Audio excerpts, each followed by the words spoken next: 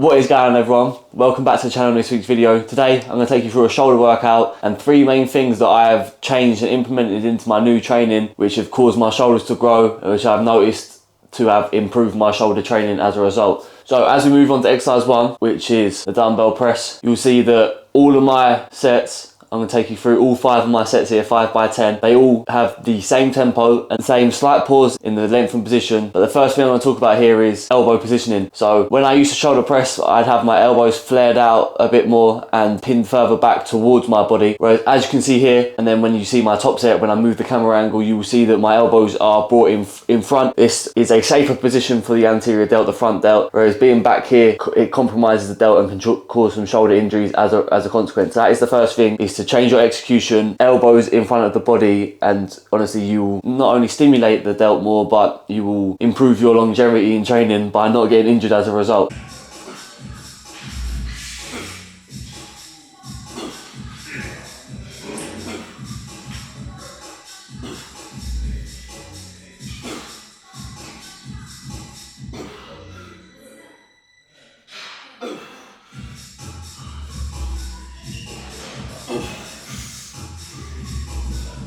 Okay, same principle for this machine press. As you can see, I am keeping my shoulders further forward and my bum shifted a little bit further forward on the seat to, again, create a safer setup. But my second tip is to remove momentum. So as you saw in the first exercise, I did a little pause and lengthen position, nothing too exaggerated, but it removes the momentum and I didn't use like a slingshot out of the hole on each rep. A different approach, but a similar concept on this machine press. I'm using a dead stop technique. Because I'm on a machine and not free weights, I can reset the machine to its starting position, keeping tension on the shoulders. I'm not like releasing and restarting. I'm using it as a slight pause. I'm using the dead stop as a gauge for when I'm in the position to go again. Take a little half second and go. Come down, take a little half second and go. By removing this momentum, I'm making sure that the delt is the primary move of the movement and the muscle is contracting rather than the tendons and the ligaments being responsible for the rep by using them to bounce out of each rep.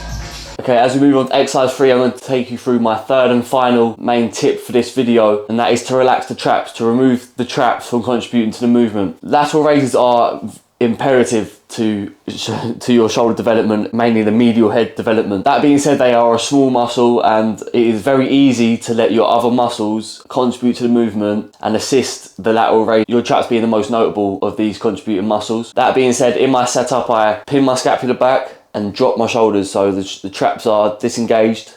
And to further exaggerate this, I'm thinking of pushing my fists into the floor, which will straighten my arms and further minimize the ability for the traps to contribute to the movement, because as you know, the traps work in this plane of movement. So by dropping them down and thinking about pushing my fist into the ground, therefore when I come to do my lateral raise, I'm not shrugging this part of the movement, the top part of the movement. So during this part of the movement, the tension is still on the medial head of the delt where it is wanting to be and not taken off the delt and put into the traps. So there we have the three main tips that I wanted to tell you about to maximize your shoulder training, to maximize your delt growth and the development of the delt muscle. That being elbows tucked and brought in front of the body, removing momentum, whether that be through slight pauses in the length and range or using dead stop techniques like on the machines, and purposefully removing the traps from your exercises, whether that be retracting your scapula on a press or retracting your scapula and dropping your shoulders on isolation and lateral raise movements to maximize the amount of stimulus being put on the delt.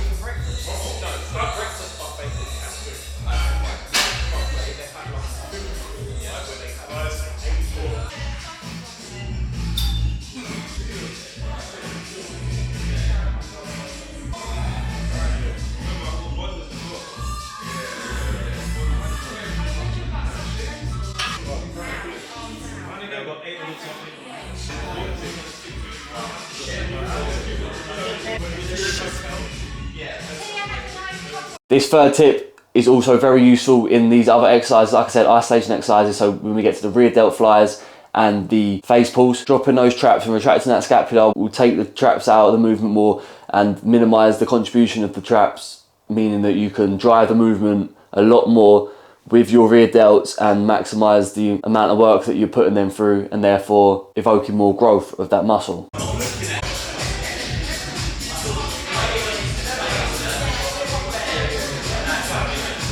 And then last exercise was a machine lateral raise. This is just to get more volume into the medial delt, as I'll give you a free tip here, so it's 4 instead of 3. You want to increase your volume when training your delts, because they are a smaller muscle in comparison to muscles like your back and your quads. It is a lot easier for the agonistic muscles and the surrounding muscles to contribute to the movement, like I said, the traps for example.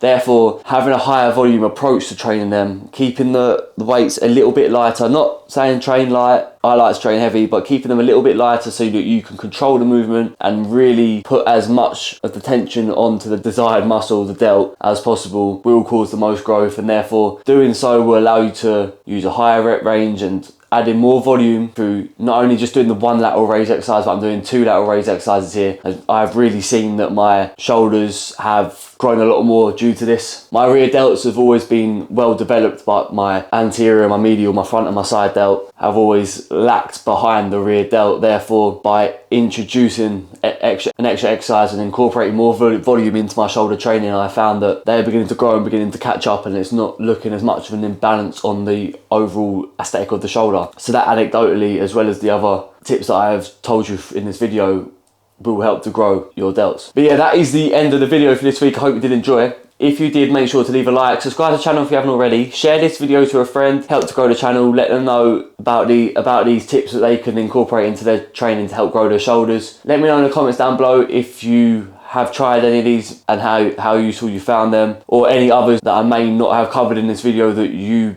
personally feel helps to grow your shoulders. Of course, training isn't an exact science. There's more than one way to skin a cat. Is what works for you, what works for one person may not work for another, but these things are what I have found to have improved my shoulder training, and I know have helped other people as well. On that note, if you do want to be coached by me, if you want to join my coaching program, I'll leave my email and my Instagram in the description below for you to check out. Drop me a DM or send me an email if you are interested in my coaching services, and I will send you over an inquiry form and we'll begin to get to work. But yeah, that isn't it for this week, and I'll catch you all in a bit. I'm out.